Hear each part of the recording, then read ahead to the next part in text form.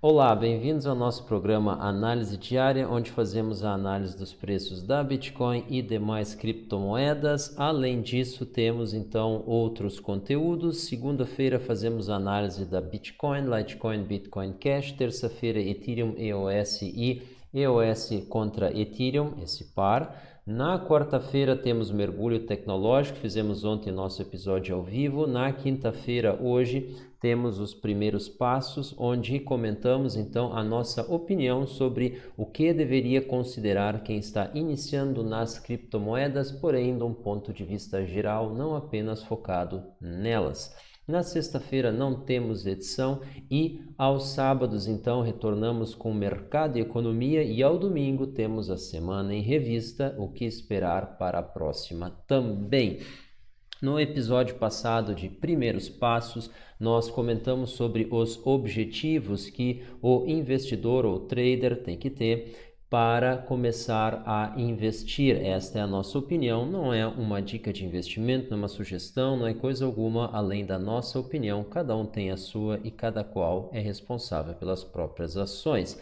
Assim sendo, nós consideramos então que quanto a gente quer ter e quando, isso é muito importante e isso define uma série de caminhos que são possíveis. Esse foi o foco do episódio passado. Hoje nós gostaríamos de comentar sobre prazos de investimento e como isso é importante. Então, por que o prazo de investimento é relevante? Porque o capital alocado a um determinado ativo, não importa qual, seja ele terra, seja ele commodities agrícolas, seja ele moedas estrangeiras, seja ele criptomoedas, ele leva um tempo até que o mecanismo por trás desse ativo produza os lucros esperados. Então, é muito importante a gente ter uma ideia de quando a gente gostaria que os nossos investimentos dessem resultados. Bom, como isso acontece? Isso acontece em prazos. Então, o que a gente pode considerar razoável? Seria prazos de 1 ano, 2 anos, 5 anos e 10 anos. Por quê? Se nós tivermos prazos com menos de 1 ano, isso não faz sentido. Por quê?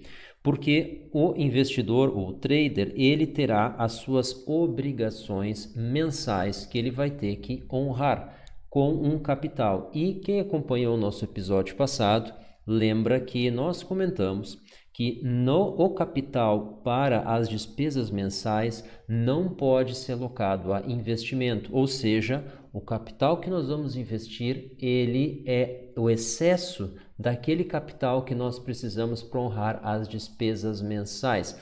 Então, o que acontece? O profissional que não é um trader profissional, ele tem uma outra atividade, ele em paralelo com essa atividade, ele realiza os seus trades.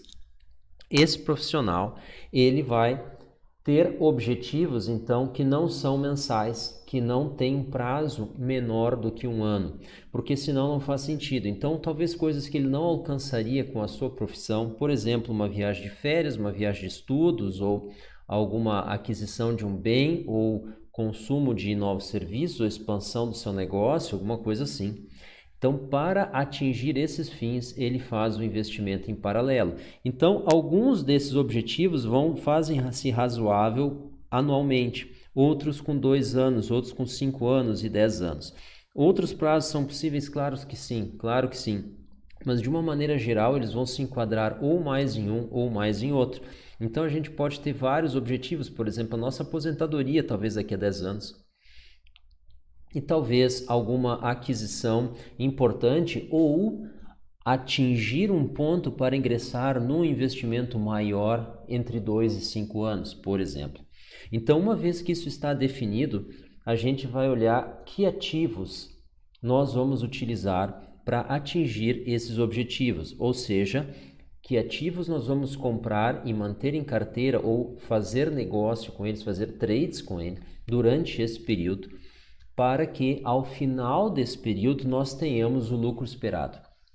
E aí consigamos atingir então essas nossas metas com esse lucro. O que é importante? É importante então que os investimentos tenham os seus ciclos em acordo ou par e passo com esses prazos, que são ciclos do investimento, são as altas e as baixas. Todo investimento tem uma alta e uma baixa no seu valor de mercado. Então, é muito importante que pelo menos um desses ciclos aconteça dentro desse período. E como a gente encontra essa informação? Bom, a gente analisa os gráficos, por exemplo, dos preços desses ativos ao longo do tempo. E a gente começa a ter uma ideia dos períodos de oscilação que eles têm e quanto tempo esses ciclos levam. Então é muito importante que pelo menos um ciclo se realize dentro desse período que a gente espera para ter a oportunidade de entrar no investimento, o mecanismo de lucro por trás dele se manifestar, o preço, o valor de mercado dele subir e a gente conseguir abandonar esse ativo, vendê-lo a um preço que justificou todo esse risco. Eu vou citar um exemplo quando isso não está de acordo.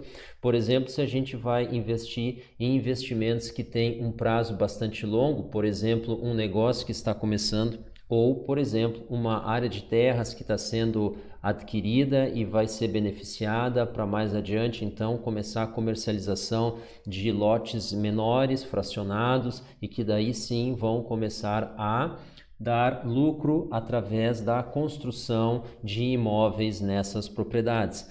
Bom, esse ciclo provavelmente ele vai ser maior do que um ano, entre o início do processo de compra da terra até a comercialização para quem de fato vai construir, e ali sim se tem então a margem sobre o investimento, a margem de lucro, que compensa então todo o risco e prazo decorrido.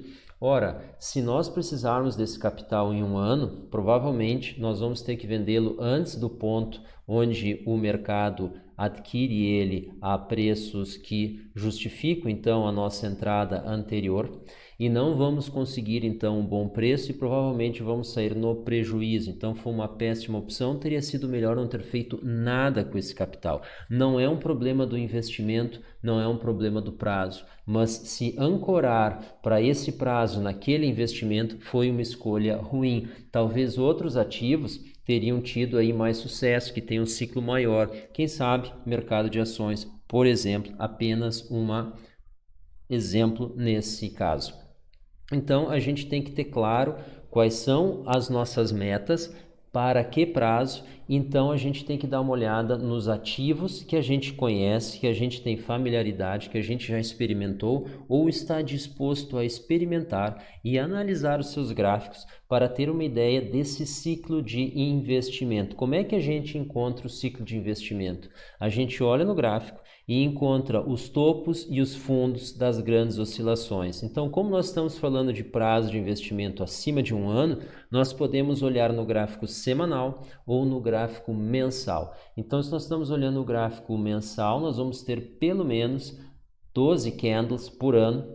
Então a gente está analisando então como foi mês a mês, a abertura e o fechamento de cada mês. E esse histórico, ele é praticamente filtrado de todo o ruído, ele vai dar uma ideia da tendência principal que está governando os preços aí em prazos de um ano e mais, e a gente pode ter uma ideia então de como ele oscila e se esse prazo ele se adequa então no nosso planejamento. E aí a gente vai ver que boa parte dos investimentos, em especial na área de criptomoedas, vai ter aí um ciclo, quem sabe, menor do que 5 anos de valorização. Então a gente tem que dar uma olhada e considerar em que prazos eles se adequam dentro do nosso perfil. Esse era o comentário para o episódio de hoje. No próximo episódio nós vamos comentar um outro ciclo que é bem mais rápido, que não é o ciclo de investimento, mas ele está inserido ali no meio, que é a volatilidade. E aí nós vamos comentar então isso aí, como isso afeta o trader nesse seu planejamento, tanto o trader quanto o investidor. Muito obrigado pela atenção, muito obrigado pela audiência, continuem acompanhando o nosso canal e nós voltamos então no sábado com o episódio Mercado e Economia do programa Análise Diária. Muito obrigado, até uma próxima, tchau.